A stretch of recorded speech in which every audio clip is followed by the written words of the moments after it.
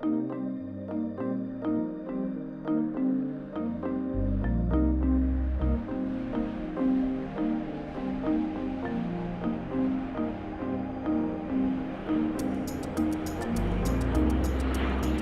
mid-afternoon on October the 31st, 1994. American Eagle Flight 4184 left Indianapolis, Indiana 15 minutes ago. It's heading to Chicago. There are 68 passengers and crew on board.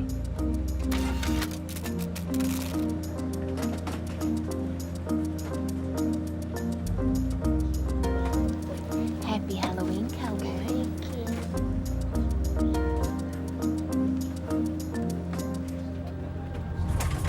Flying through the clouds, the aircraft begins to experience some turbulence. I'm gonna keep them in their seats in this chop. No sense in taking chances. Captain Orlando Aguiar is in command of today's flight. It's supposed to be his day off. He volunteered for this flight to make extra money. His wife is expecting their second child. Let's see if we can get above this. Center, any chance Flight 184 can climb to 16,000?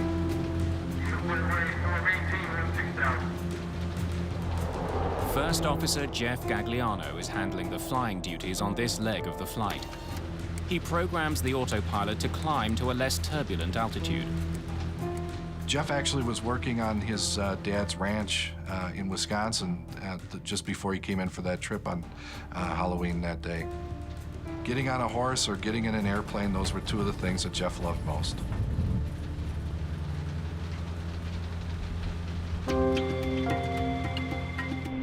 Flight 4184 is an ATR-72, a groundbreaking new aircraft built in France. Cost-efficient and comfortable, the plane has become popular on short runs. This flight is just one of 5 short hops the crew will be making today. It's Amanda Holberg's first day on the job as a flight attendant with American Eagle. She's paired with Sandy Modaf, a seasoned veteran.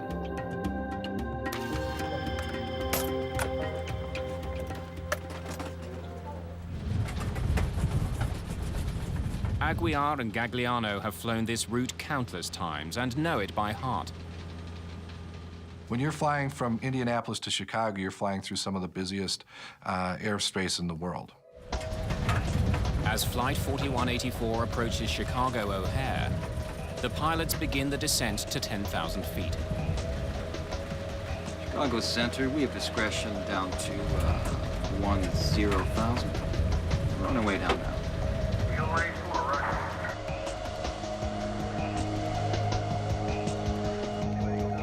In Chicago, controller Michelle Willman is returning from a break. The trainee controller is still working under the supervision of a monitor. She's told that traffic into O'Hare is facing potential delays because of weather. She will have to be prepared to put some flights on hold. Operations into and out of O'Hare are handled on a priority basis. It's not necessarily a first-come, first-served basis. International flights arriving to O'Hare because of their fuel status get priority, and then the turboprops come in at the end. Eagle 184, hold southeast on Victor 7. Chicago Center, roger, hold southeast on Victor 7. Eagle 184. Flight 4184 must now fly a racetrack-shaped holding pattern over northwestern Indiana.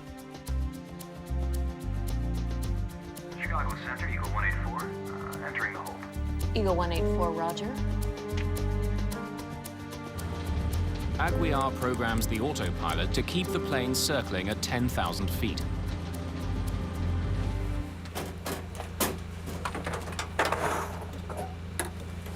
I'll go up front, see if they want anything.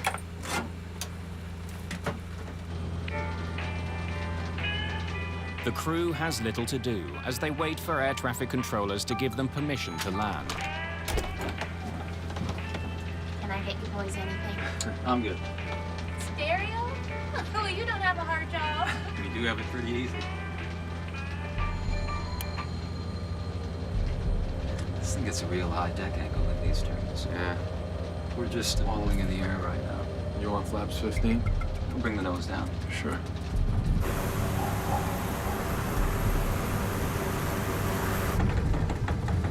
I guess Sandy's going ooh now.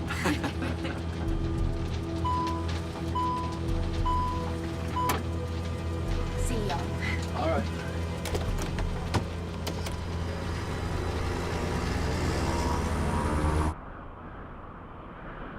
The crew needs to let the airline know about their delay. It could affect the rest of the day's schedule. Crews use text messages to communicate with dispatchers, so they don't tie up radio frequencies. Shall I let them know how much fuel we got? Sure. Space, F-U-E-L. Is that? We've got 3,600 pounds.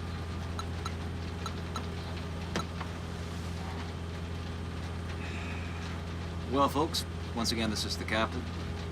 I do regret to inform you that air traffic control Has put us into a holding pattern up here. We're holding for approximately 20 minutes out of Chicago at this time. I do apologize for all the delays.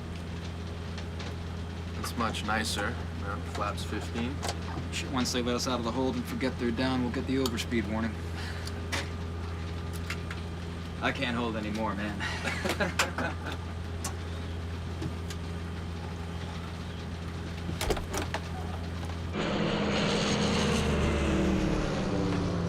Just doing circles up here, yep. Yeah, we got plenty of gas. We can be up here. Here for a long while. Hey, bro. Yeah. Getting busy with the ladies back here.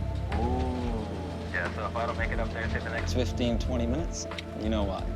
Okay, when we get closer. To the touchdown, I'll give you a ring. Oh, no, I'll be up right now.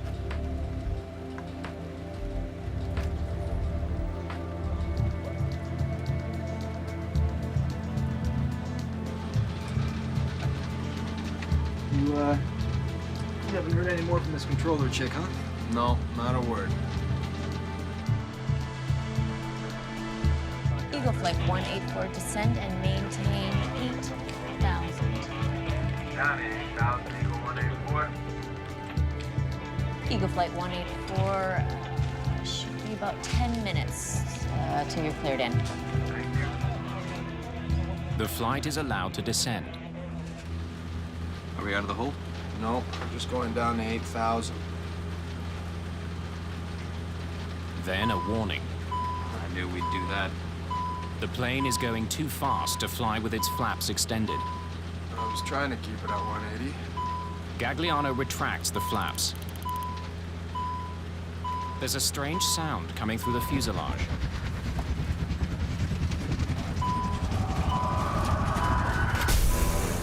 Suddenly, the control column turns sharply to the right.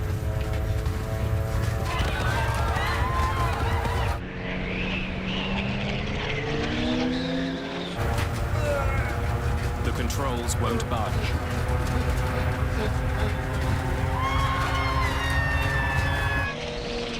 The plane is falling from the sky. The pilots begin to recover control.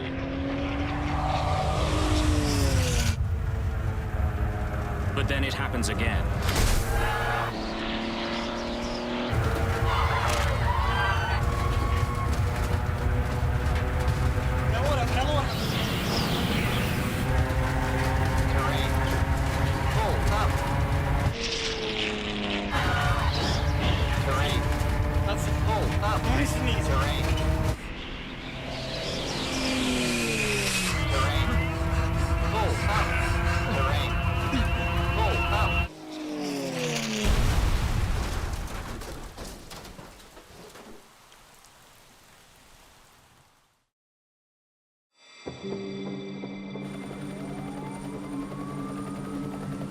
It was coming down too steep to even try to land. It was coming down at a sharp angle, real sharp angle. Flight 4184 has crashed into a field just outside Roselawn, Indiana. Oh my God, they're dead. They have to be. For the speed it was coming down in. Hundreds of volunteers arrive at the crash site to offer help, but there's nothing they can do. There was not much to see of any airplane. You couldn't see no cabin or anything of the airplane. There just wasn't anything left of it. Both pilots, the 2 flight attendants, and all 64 passengers are dead.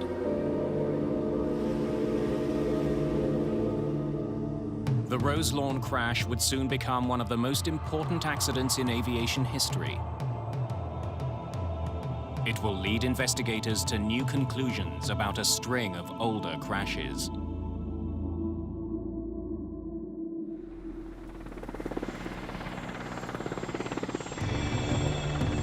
The morning after the crash of American Eagle Flight 4184, a team from the National Transportation Safety Board is on the scene just outside Roselawn, Indiana. Greg Fife is the lead investigator.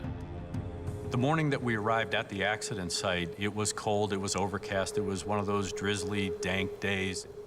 All you could smell was the jet A or the kerosene fuel, and because it was muddy and wet, you had that odor or that aroma of dirt. And so with all of those smells, that really evokes some emotion there. And now you have to walk through that field and actually start to do your job. The crash site is soaked in jet fuel and hydraulic fluid. Human remains are scattered everywhere. The site is declared a biohazard. With 4184 was one of those types of accidents where there was very little left of the airplane. Investigators know that the way the wreckage is spread out can tell them how the plane hit the ground. Because there was a fan-shaped debris pattern and it was spread out over a very large area, we knew that the impact was very shallow, but at a very high speed.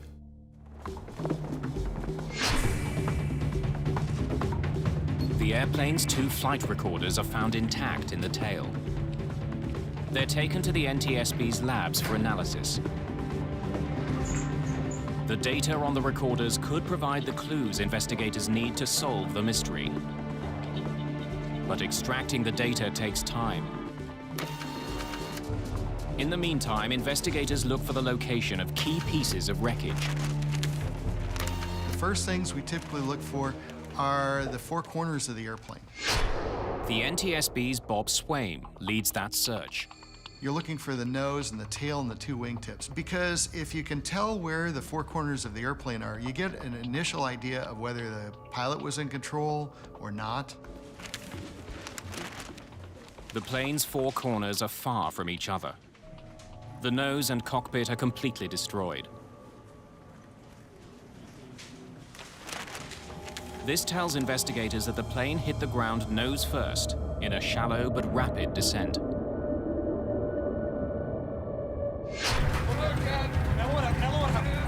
The fact that the plane wasn't in a steep descent on impact indicates that the pilots had some control in the final seconds before the crash.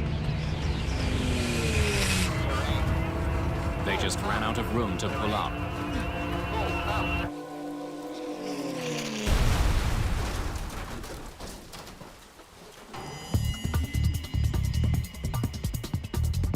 Investigator Bob Swaim, meanwhile, has recovered some of the plane's instruments, including its attitude director indicator, also known as the artificial horizon. It's a key instrument that tells pilots if they're flying level. If it malfunctioned, it could have misled the crew and caused them to make mistakes. We had a pretty good idea of the attitude of the airplane at impact, so it would really help at that point to see if the pilots had the same view of the flight that we found as they hit the ground. Get the light screen, please. A lot of the cockpit pieces use a fluorescent paint or something similar, and when they contact each other, little bits of the paint transfer. If we look at those with a black light, we can see things that the naked eye cannot see. There's a good imprint here. The force of the impact has left tiny scratches on the shattered instrument. Swaim discovers that the attitude indicator seems to have been working. Its final readings show the plane was leveling off. The instrument coincides with the plane's actual position on impact. It indicated that at least the flight instruments that the pilots would have been looking at were appropriate, they were proper, that the pilots had something to fly by. The discovery means that the pilots knew their plane was diving towards the ground. Investigator Greg Fife is getting a clearer picture of the flight's final seconds. Now he wants to know about the history of this flight before it fell from the sky. One of the elements of the investigation, of course, was to look at air traffic control. Eagle 184 holds southeast on... Fife learns that Flight 4184 had been in a holding pattern southeast of Chicago for 39 minutes before the crash. When we looked at the air traffic control records, we found that the flow rate, that is, the number of airplanes that were going into Chicago O'Hare at the time, had to be reduced because of the weather moving through the area. Well, folks, I do regret to inform you that air traffic control has put us into a holding pattern up here. And because of the reduced rate into Chicago, we knew that 4184 was going to have to hold for a very long period of time. I do apologize for all the delays. One of the aspects that we found was that one of the controllers in the facility was relatively new. They were considered a trainee. Had an inexperienced controller put Flight 4184 in peril? Chief Investigator Greg Fife wants to know more about the weather conditions along the holding pattern. I want weather data, pilot reports, its atmospheric conditions, its Doppler radar, anything you can find.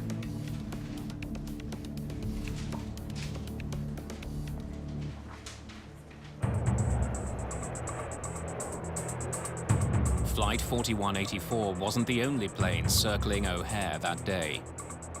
Several other planes were also on hold. They all landed safely. Interviews with the pilots of some of those planes give investigators an important clue. One after another, they all experienced icing, some as much as 3/4 of an inch. Many of the pilots report the same thing: ice. Dr. Marsha Politovich works at the National Center for Atmospheric Research. She's one of the leading experts on icing and the danger it poses to aircraft. This essentially changes the shape of the wing while you're in flight. It creates drag, it reduces lift, it causes performance and handling problems, and it's just not a good thing to have. Investigators examine weather records from the day of the crash. They find a disturbing pattern of reports of icing all along a cold front near Chicago. But the reports describe the icing as light to moderate. Perhaps the size of the commuter plane was a factor in this crash. Yeah, different planes respond to icing differently. A large plane will respond differently than a small plane. Reasons for that are both environmental and having to do with the airframe itself. Large jets generally fly above the dangerous conditions inside a cloud. But the ATR-72 can't do that. Smaller plane can't fly as high. They're stuck in the icing environment for longer.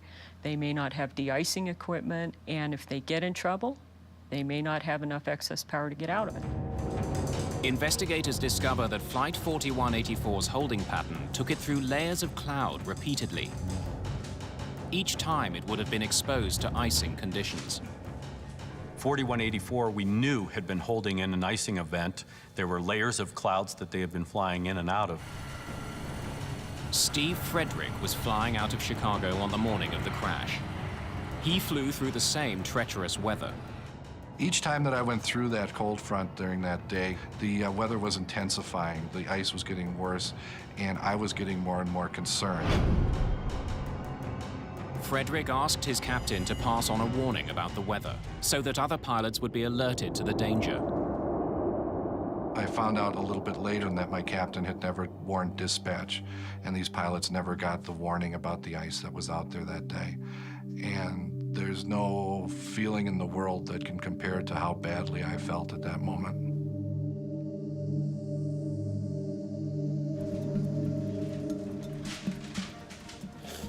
Greg Feith knows that controllers had put several other planes into a holding pattern near Chicago.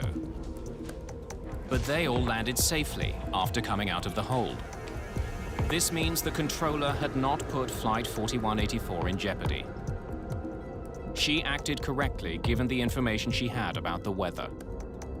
One of the issues about air traffic control is that the controllers can't just look at their radar screen and identify areas of precipitation or icing conditions readily. The controllers don't know that an airplane is sitting in icing conditions unless the pilot provides them with what they call a PIREP or a pilot report.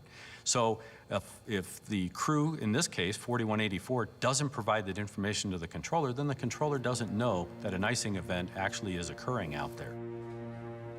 Feith and his team wonder if the flight crew simply didn't realize they were flying into icy conditions.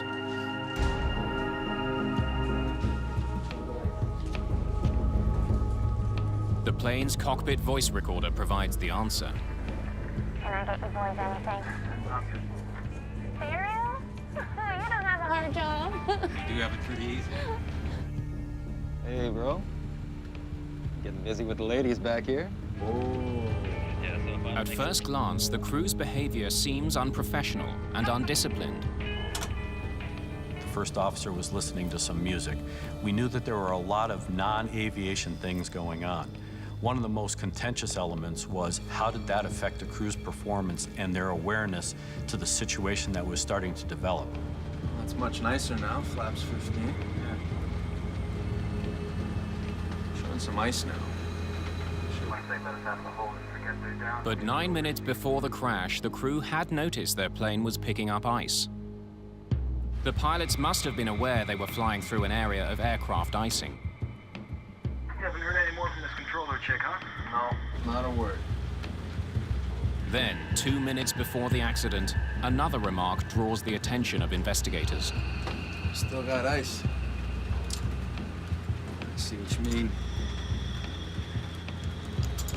The crew knew about the ice. Now investigators need to know what they did about it.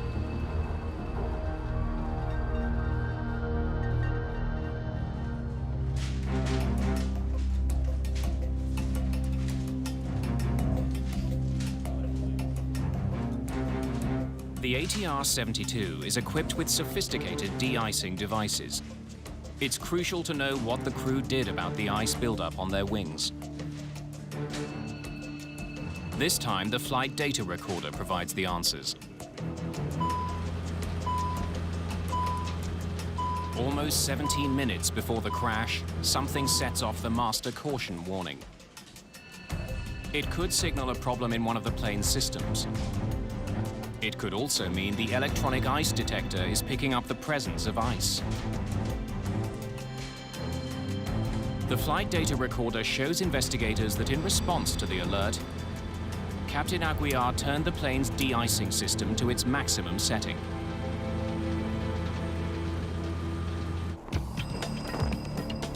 The NTSB's Charlie Pereira looks into the performance of the ATR-72.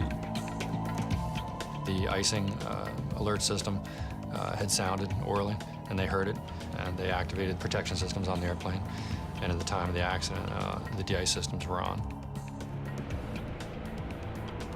The complete ice protection system on the ATR-72 airplane consists of a combination of what we call anti-icing, which are hot surfaces that don't allow the ice to form, windshields, and the propellers are also heated on this airplane. And then they have de-ice systems, which are on the leading edges of the wings, what are called pneumatic boots. They're like rubber inflatable chambers that you blow air into, and they expand kind of like a balloon, and that cracks in the ice. Then the ice flies off the airplane. The flight data recorder shows that after he activated his de-icing system, Captain Aguiar also pushed the throttle forward slightly, increasing the plane's speed. This increased the speed of the air moving over the plane's wings, making it harder for ice to settle there.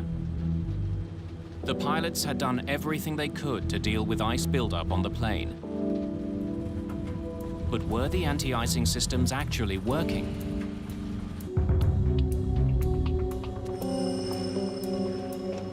The shattered remains of that de-icing system are now the main focus of the investigation.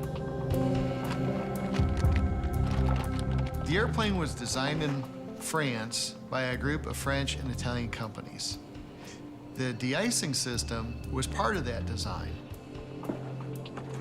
So the components were made by small French vendors who were located around the countryside, and then they were assembled there in Toulouse into the final airplane.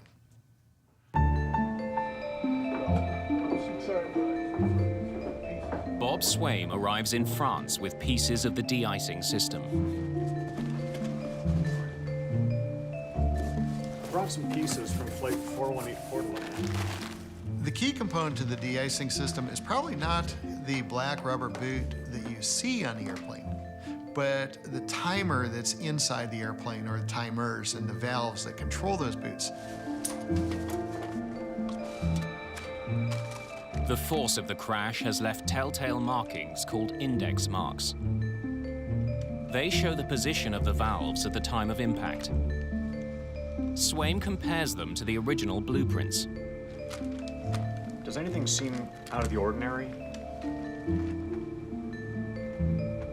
The trip to France has led to yet another dead end. There was nothing wrong with the plane's de-icing system. Thanks a lot. Appreciate it. Thank you. Investigators are puzzled. Showing some ice now. If the crew knew they had ice on their wing and their de-icing system was working, why did the plane crash?